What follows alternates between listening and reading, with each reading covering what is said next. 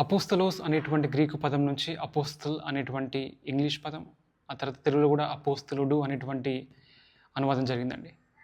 కానీ అపోస్తలు అంటే నిజమైనటువంటి అర్థం ఏంటంటే పంపబడిన వాడు అని అర్థం. దేవుని చేత ఒక ప్రత్యేకమైనటువంటి పనికి దేవుని చేత పంపబడేటువంటి వ్యక్తిని అపోస్తలు అన్నారండి. లిటరల్గా ఏంటంటే దేవుని యొక్క రాయబారి.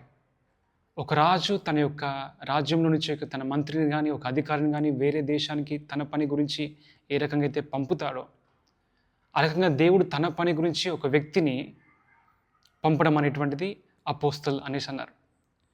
అయితే పౌలు తన గురించి చెప్తున్నటువంటి విషయంలో ఈ అపోస్తలు అని చెప్పబడ్డప్పుడు దేవుని చిత్తము వలన యేసుక్రీస్తుకు అపోస్తలుగా ఉండకు పిలువబడిన వాడును అనేటువంటిది కొరింథీ పత్రికలో చెప్పడం.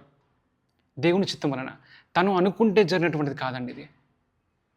తర్వాత గలతీ పత్రికలో తను చెప్పినటువంటి మాట ఏంటంటే మనుషుల మూలముగానైనను ఏ మనుషుని వలనైనను కాక యేసుక్రీస్తు వలనను ఆయన మృతుల నుండి లేపిన తండ్రి అయిన దేవుని వలనను అపోస్తలుడుగా నియమింపబడిన పౌలను నేనును అనేటువంటి మాట. సో దేవుని యొక్క రాయబారిగా ఉండడం అనేటువంటిది పౌలు చెప్తున్నటువంటి విషయము.